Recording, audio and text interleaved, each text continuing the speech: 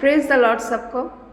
आज मैं आपको एक बात को शेयर करना चाहूँगी और एक प्रश्न भी पूछना चाहूँगी कि आपने कभी कोई कुछ फूल के पेड़ का या किसी भी कोई भी पेड़ के बीज को आपने कभी पत्थर के ऊपर लगाया?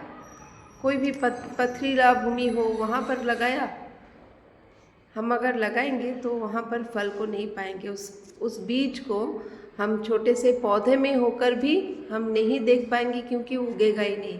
पत्थर के ऊपर कभी भी पॉसिबल नहीं है कुछ कोई भी बीज वहाँ पर फलवंत हो, कोई भी बीज वहाँ पर जाकर उगे, वहाँ से छोटे पत्ते निकले, वहाँ से छोटे डालियाँ निकली, ये संभव नहीं है, क्योंकि वो बहुत हार्ड होता है, बहुत कठिन होता है। लेकिन जब हम लोग पथरीली भूमि अगर रहता है या कोई हार्ड अगर सरफेस रहता है जहाँ पर हम बीज को लगा नहीं सकते, लेकिन उसके ऊपर अगर हम पानी देंगे, पानी देकर उस मिट्टी को, उस जगह को हम लोग अगर नरम कर लेंगे, सॉफ्ट कर लेंगे, तो जाकर हम वहाँ पर बीज को बो सकते हैं। कोई भी पेड़ का बीज को हम लोग बो सकते हैं और वो लग भी जाएगा। वो कुछ दिन बाद हम लोग देखेंगे कि छोटे पत्ते, छोटे कौपले निकल आए हैं, हम देखेंगे।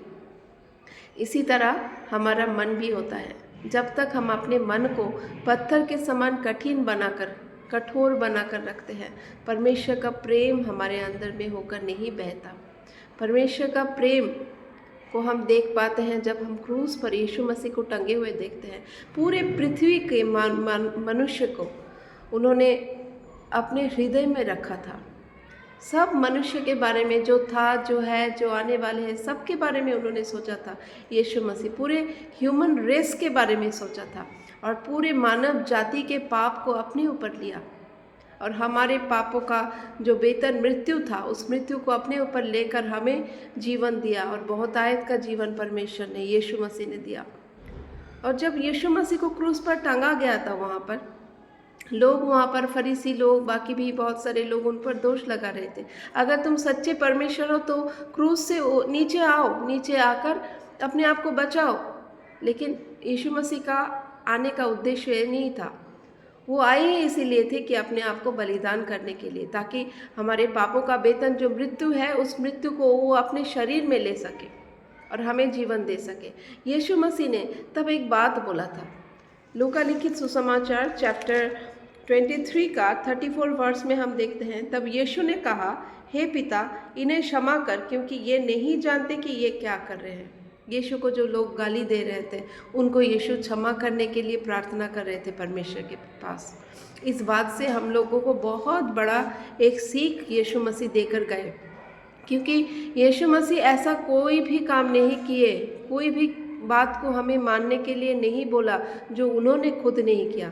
सबसे पहले खुद अपने जीवन से, कर्मों से उस बात को डेमोन्स्ट्रेट करके उन्होंने दिखाया कि एक मनुष्य का पुत्र अगर कर सकता है तो हमें भी परमेश्वर सामर्थ्य देंगे उस काम को करने के लिए।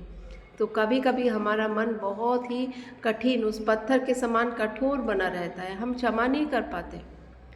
मेरे साथ या आपके साथ, हमारे साथ जो गलत किया है बहुत सारे लोगों ने बहुत साल पहले, आज भी उसी बोझ को हम लोग ढोकर चल रहे हैं और याद कर कर के हम उन लोगों को कोसते भी हैं, गालियाँ भी देते हैं कि मेरे साथ ऐसा किया, वो ऐसा किया, वो ठीक नहीं किया, ये ठीक नहीं किया, मैं क्षमा नहीं करूँगी, मरते दम तक नहीं भूलूंगी, उसको कभी माफ़ नहीं करूँगी। ऐसा करके हम लोग कोसते रहते हैं। अगर ऐसा है तो प्रियो, परमेश्वर का वचन आपके हृदय में कभी भी फल नहीं ला सकता। परमेश्वर का वचन उन सारे लोगों के हृदय में कभी फल नहीं ला सकता। वो बीज जो बोया गया है, उसको हम लोग बड़ा सा पेड़ में उगते हुए, बढ़ते हुए कभी नहीं देखेंगे, जब तक हम अपने हृदय के मिट्टी को पत्थर से मांस का हृदय बनने के लिए परमेश्वर के पास अपने आप को समर्पण ना करें। परमेश्वर ने बोला है, तुम्हारे पत्थर के हृदय को निकालकर मैं मांस का हृदय दूंगा।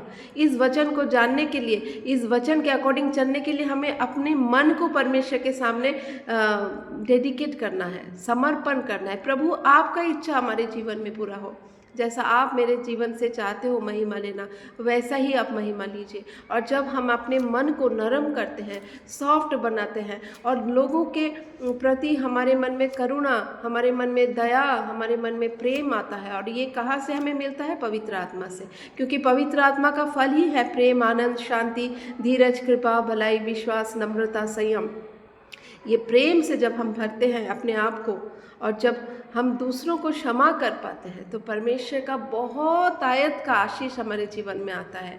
परमेश्वर का वचन हमारे जीवन में सच में देहधारी होता है। उस वचन हमारे जीवन में इतना सामर्थ्य रूप से काम करता है कि हमें जो बंधन शैतान ने इतने सालों से देकर रखा था, क्षमाहीनता का बंधन और भी बहुत सारा पाप का बंधन, उन सारे बंधनों से हम अपने आप को फ्री देखते हैं, फ्री होते हुए देखते हैं, बंधन से छुटकारा पाते हुए देखते हैं और अपना जीवन परमेश्वर के पीछे अद्भुत रीति से चलते हुए देखते हैं और बहुत आशीष पाते हुए भी देखते हैं, बहुतों के लिए आशीष का कारण बनते हुए भी देखते हैं।